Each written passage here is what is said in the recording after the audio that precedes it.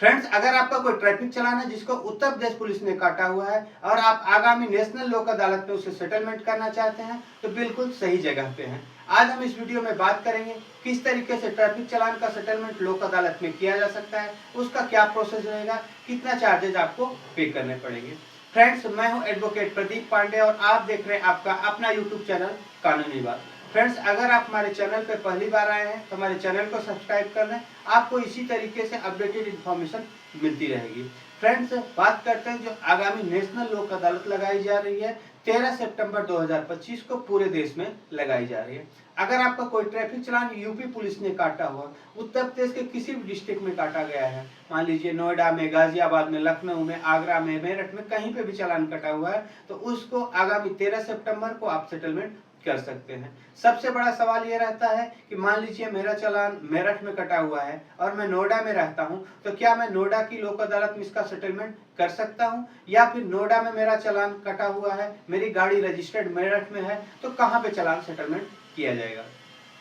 Friends, एक सीधा सा आप रूल समझ लीजिए कि ट्रैफिक चालान जिस भी पुलिस स्टेशन के दायरे में कटा हुआ है वह पुलिस स्टेशन जिस भी डिस्ट्रिक्ट कोर्ट के अंदर आता है, यानी आपका चालान जिस भी जिले में कटा हुआ है उसी जिले की डिस्ट्रिक्ट कोर्ट में सेटलमेंट किया जाएगा। उदाहरण के लिए आपका चालान अगर गाजियाबाद में कटा है तो गाजियाबाद कोर्ट में सेटल होगा, दिल्ली में कटा है तो दिल्ली में सेटल होगा। ठीक है, ऐसा नहीं है कि लोक अदालत में कहीं का चालान कहीं भी सेटल किया जा सकता है। उदाहरण के लिए आपका चालान जो है नोएडा में कटा हुआ है लेकिन आपकी गाड़ी गाजियाबाद में रजिस्टर्ड है तो आपको नोएडा में चालान का सेटलमेंट कराना पड़ेगा। ठीक है, ये नहीं कि गाड़ी कहां पे रजिस्टर्ड है, उससे कोई लेना देना नहीं।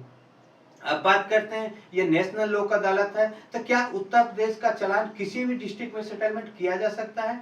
तो फ्रेंड्स, अगर आपका चालान जिस भी डिस्ट्रिक्ट में कटा हुआ है सिर्फ और सिर्फ उसी डिस्ट्रिक्ट कोर्ट में चालान का सेटलमेंट किया जाएगा। हाँ, ये नियम दिल्ली के लिए अलग है। दिल्ली में क्या होता है कि आपका चालान कहीं भी कटा हुआ है किसी भी कोर्ट में आप सेटल करा सकते हैं, लेकिन ये फैसिलिटी इंडिया के अदर राज्य में नहीं है। आपका चालान मान लीजिए मेरठ में कटा है तो मेरठ में ही सेटल होगा, बेशक आप गाजियाबाद या नोएडा में रहते हैं तो आप वहां पे सेटल नहीं करा सकते हैं, सिर्फ दिल्ली के लिए है। तो आई थिंक ये कंफ्यूजन आपको दूर हो गया होगा कि आपका चालान कहाँ पे कटा है और किस तरीके से सेटल करना है। अब बात करते हैं इसका टोकन कैसे मिलेगा, क्या प्रोसेस होगा, एप्लीकेशन क्या लगानी पड़ेगी, ऑफलाइन होगा, ऑनलाइन प्रोसीजर होगा। तो फ्रेंड्स, जो ट्रैफिक चालान सेटलमेंट किए जाते हैं उसमें यूपी के लिए कोई भी लोक अदालत का टोकन लेने की जरूरत नहीं होती है। ये जो टोकन मिलता है सिर्फ और सिर्फ दिल्ली पुलिस के लिए होता है, यूपी का या अदर राज्य का बिल्कुल प्रोसेस अलग है। यहाँ पे ऑफलाइन प्रोसीजर होता है, ऑफलाइन प्रक्रिया होती है।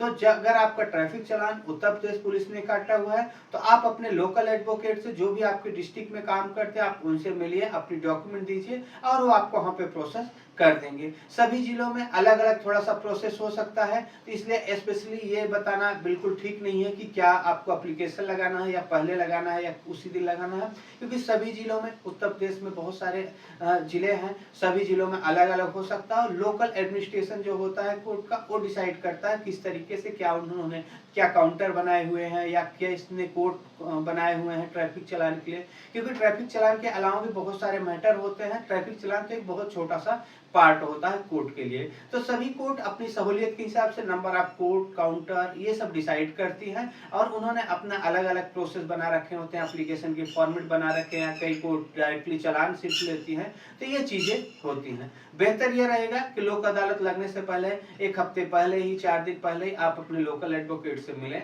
अपनी डॉक्यूमेंट दें और अपना प्रोसेस करा लें।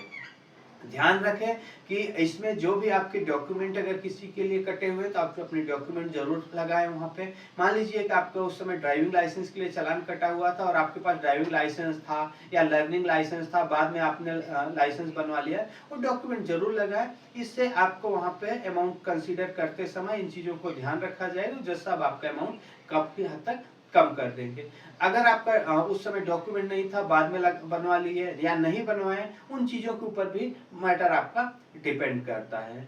तो ध्यान रहे, अगर आपका ट्रैफिक चालान किसी डॉक्यूमेंट के लिए कटा हुआ है तो डॉक्यूमेंट जरूर बना लें, यानी अपनी गलती को सुधार लें। इससे कोर्ट के सामने एक अच्छा इंप्रेशन बनता है और आपका अमाउंट कम होने के चांसेस बढ़ जाते हैं।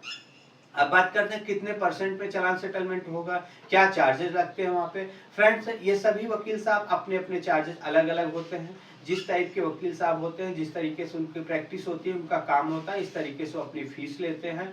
और जो फाइनल अमाउंट जो होता है वो जज साहब के ऊपर डिपेंड करता है। तो इस तरीके से फ्लैट कोई चार्जेस नहीं बताया जा सकता कि 5,000 का 10,000 का चालान है तो कितने में सेटल हो जाएगा। वकील साहब हैं वो क्या चार्ज ले रहे हैं, आप जिससे बात करें उनके क्या अपने टर्म्स हैं, क्या रिलेशन है, उन सारी चीजों पे निर्भर करता है। तो कोई इसका ऐसा रेट कार्ड नहीं होता कि कितने में सेटलमेंट होगा, क्योंकि सभी चालान अलग अलग तरीके के अलग अलग जगह के होते हैं, उसके अकॉर्डिंग होता है। बट इतना जरूर कहूंगा कि लोक अदालत में काफी हद तक चालान अमाउंट कम हो जाता है, यानी कि आप वहां पे कम अमाउंट में सेटल कर सकते हो।